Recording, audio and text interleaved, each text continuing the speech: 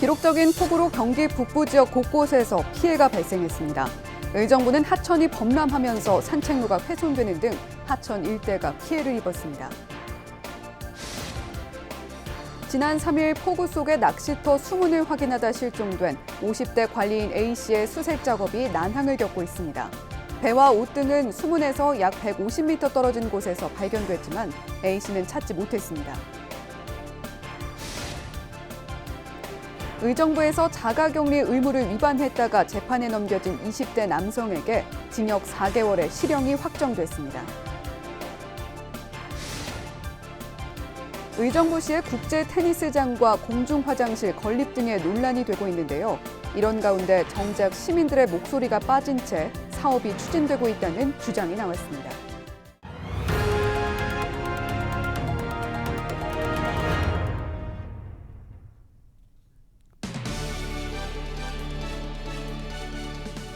시청자 여러분 안녕하십니까? 헬로티비 뉴스 나라입니다.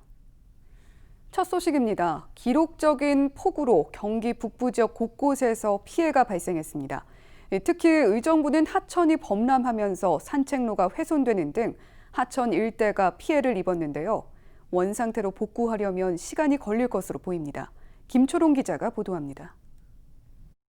의정부 지역에는 지난 1일부터 11일까지 650mm가 넘는 비가 쏟아졌습니다. 계속되는 비로 점차 불어난 하천은 마치 거대한 강줄기처럼 변해 중랑천 산책로를 뒤덮었습니다. 중랑천 수위는 한때 최고 4.2m까지 올라가 경계 수위인 4.5m에 근접하기도 했습니다. 거센 물살이 휩쓸고 간 중랑천 일대는 엉망이 됐습니다. 노후한 다리는 폭우를 이기지 못하고 주저앉았습니다. 다리 위에 설치된 난간은 뚝뚝 끊어져 보기만 해도 위험한 모습입니다. 바닥에 깔려있던 자재는 떨어져 나가 시멘트 바닥이 하얗게 살을 드러냈고 풀과 나무는 힘없이 휘어졌습니다. 시민들은 다소 심란한 모습입니다. 저렇게 다 무너진 것들 이거 언제 복구가 될까? 또 복구하는데 얼마나 또 노력들이 필요할까 이런 거. 이번 폭우로 의정부 지방하천 6곳 중 중랑천과 백석천, 부용천 등 3곳에서 피해가 발생했습니다. 의정부시는 공무원 등 인력 85명을 투입해 먼저 하천 일대를 정리 중입니다. 그러니까 긴급 복구는 다음 주 이제 화수목 다음 주 목요일 날 이 정도면 끝나고 이제 포장이라든지 이런 시설 공사를 해야 되는 거 그런 거는 아마 앞으로도 한두 달 정도 더 걸리지 않을까 그렇게 예상을 하고 있습니다. 다음 주에는 군장병 200여 명이 투입돼 3일간 하천 복구를 지원할 예정입니다. 헬로티비 뉴스 김초롱입니다. 지난 3일 폭우 속에 낚시터 수문을 확인하다 실종된 관리인 50대 A씨에 대한 수색 작업이 난항을 겪고 있습니다. 관리인 A씨가 타고 나간 배와 옷 등은 수문에서 약 150m 떨어진 곳에서 발견됐지만 A씨는 찾지 못했습니다. 경찰과 소방, 군 당국은 A씨가 멀리 떠내려갔을 가능성이 큰 것으로 보고 저수지에서 한탄강 댐 부근까지 약 16km 구간을 매일 수색하고 있다고 밝혔습니다. 소방 관계자는 매일 아침부터 해가 질 때까지 5개 구역으로 나눠 60여 명의 인원과 드론으로 수색을 진행 중이지만 범위가 넓고 물살도 거세 어려움이 큰 상황이라고 설명했습니다. 포천시가 9일까지 지속된 강우로 주택 침수는 9건, 이재민은 13명 발생했다고 밝혔습니다. 또 시설 피해는 438건이었고 371건에 대해 응급 조치를 완료했습니다. 포천은 지난 1일부터 8일까지 평균 556mm가 넘는 많은 비가 쏟아졌습니다. 시는 현재 하천 제방 및 사면 유실, 도로 침수 등 공공시설 피해와 농경지 침수 등 사유시설물 피해가 발생했지만 90%가량 응급 복구가 이루어졌다고 밝혔습니다. 연천군이 이번 집중호우로 야생 멧돼지 이동을 막기 위해 설치한 울타리가 심하게 훼손됐다고 밝혔습니다. 지난해 10월 야생 멧돼지 ASF 발병 이후 멧돼지 이동을 막고자 237.6km의 울타리 등 차단 시설을 설치했지만 최근 집중호우로 75곳, 4.5km의 야생 멧돼지 차단 울타리가 유실되거나 파손됐습니다. 연천군은 임시 철조망을 설치해 멧돼지 이동을 막고 15일까지 울타리 보수 작업을 마칠 방침입니다. 긴 장마가 이어지고 있습니다. 이런 장마철에는 비가 많이 내리는 것도 위험하지만 강수량을 불문하고 건강을 위협하는 요소들이 도처에 있는데요. 장마철 건강하게 보내는 방법 알아봅니다. 아주대학교 병원 가정의학과 김범택 교수 연결돼 있습니다. 네, 교수님 안녕하세요. 네, 안녕하십니까. 네, 가뜩이나 코로나19 여파로 힘든 시기에 긴 장마까지 이어지고 있습니다. 이런 장마철에 주의해야 할 질환들이 많다고요? 네, 흔히 장마철에 주의해야 될 병이라 그러면 세균성 이질이나 장티푸스, 콜레라 같은 설사병들을 생각하시는데요. 요즘은 위생이 좋아져서 이런 균들보다는 대장균이나 노로바이러스에 의한 설사들이 조금 더 많습니다. 또 장마철에는 의외로 뇌졸중이 많이 발생하는데요.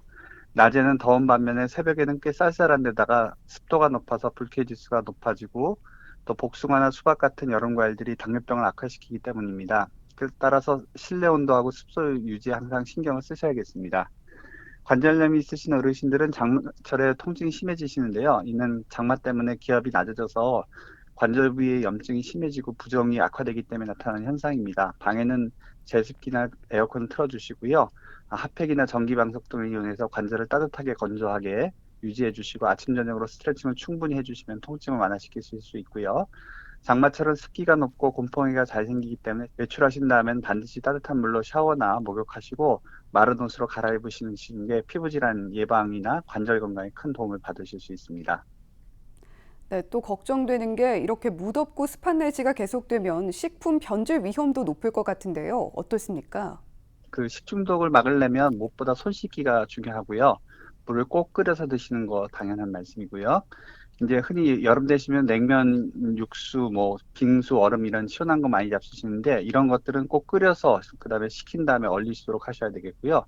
상하기 쉬운 음식들, 우유라든가 치즈, 육류, 생선, 조개류 등은 반드시 5도 이하에 냉장 보관해 주시고 냉장 보관하셨다고 오래 두시지 마시고 3일 이내로 조리해서 잡수시는 게 좋겠습니다.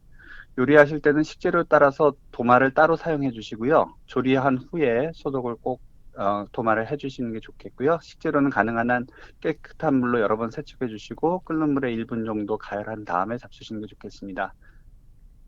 네, 또 뿐만 아니라 장마철에는 집안 환경 관리도 신경을 써야 한다고요? 네. 요즘같이 고온단습한 환경에서는요, 집안의 곰팡이라든가 진먼지, 진드기, 박테리아 같은 것들이 번식하기가 쉽습니다. 특히 이제 진먼지 진드기나 곰팡이는 천식, 알레르기성 비염, 아토피성 피부염의 원인이 될 수가 있거든요. 그렇기 때문에 장마철이라고 하더라도 해가 날 때마다 이불, 옷 같은 것들은 햇볕에 말려주시고요.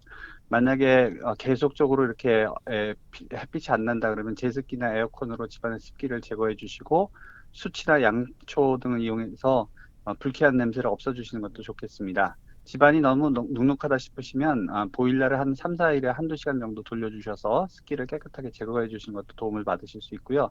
특히 이제 장롱이나 신발장 같이 습기가 차기 쉬운 곳에는 제습용품을 사용해 주시는 것도 좋은 방법이 되실 수 있습니다. 네, 안 그래도 코로나19 때문에 외출 빈도가 줄었는데 이렇게 긴 장마가 이어지면서 우울해하는 분들도 많습니다. 네, 이런 시기에 우울감을 해소할 만한 방법 뭐가 있을까요? 예. 하루 종일 비가 오고 일조량이 부족하니까 우울증이 잘 생기시는데요. 우리 몸은 햇볕이 눈에 들어오면 잠을 깨게 하는 호르몬, 노르에피네프린이나 히스타민 같은 호르몬이 나오고 햇볕이 없을 때는 수면을 도와주는 호르몬, 멜라토닌을 내는데 이런 잠을 깨게 하는 호르몬은 우울증을 막아주는 효과가 있고요. 반대로 잠을 자게 하는 호르몬은 우울증을 악화시킵니다. 장마로 인해서 장기간 햇볕을 못 보게 되시면 당연히 각성하는 호르몬은 나오지 않아서 기운이 없고 몸이 가라앉는 현상이 생기게 되고요. 반대로 또 잠을 자게 하는 호르몬이 많이 나오니까 자꾸 몸이 처지시는 거죠. 이런 계절성 우울증 같은 경우에는 일반적인 우울증이 식욕이 떨어지는 반면에 이런 장마철 우울증은 오히려 식욕이 올라가는 그런 특징이 있습니다. 또 장마철 우울증은 흔히 두통이나 위장통 같은 신체 증상이 동반되기도 하는데요. 이런 것들을 예방하려면 제일 중요한 거 햇볕을 많이 쬐시는 게 중요합니다. 그래서 햇볕이 나면 바로 바깥에 나가시는 게 좋겠고요. 햇볕을 쬐기 어려우시다 그러면 아침에 일어나서 푸른색의 강한 전등빛, 예를 들어서 형광등 같은 것 있겠습니다. 그런 것들 한 15분 정도 쬐줘 보시는 게 도움을 받으실 수 있고요. 또 아침에 수영이라든가 요가, 빠르게 걷기 같은 운동을 해주시는 것이 도움을 받으실 수 있겠습니다. 낮잠은 생활 리듬을 깨트리니까 피하시는 게 좋겠고요. 또 음식 중에서 이제 트립토판이 많은 음식들이 우울증을 좀 막아주실 수 있습니다. 그래서 초콜릿이라든가 귀리, 우유, 두부, 된장, 대두, 또 칠면조, 치즈, 연어, 달걀, 쇠고기 같은 것들을 섭취해 주시는 게 도움이 받으실 수 있겠고요. 커피나 술은 자제하시는 게 좋겠습니다. 네, 이제 간간히 볕도 나고 장마도 드디어 주말이면 끝이 난다고 합니다. 조금만 더 힘내시고요. 각종 질환들도 조심하시기 바랍니다. 네, 오늘 도움 말씀 감사합니다.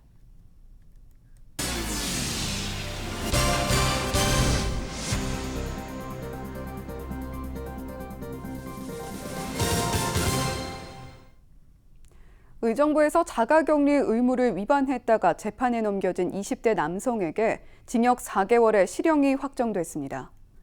의정부지법 형사 2부는 감염병의 예방 및 관리에 관한 법률 위반 혐의로 기소된 27살 남성 김모 씨의 항소를 기각했다고 밝혔습니다. 김 씨는 앞서 징역 4개월 판결을 내린 1심 판결이 너무 무겁다며 항소했고, 검찰은 형량이 가볍다며 역시 항소했지만 재판부는 양측의 주장을 모두 받아들이지 않았습니다.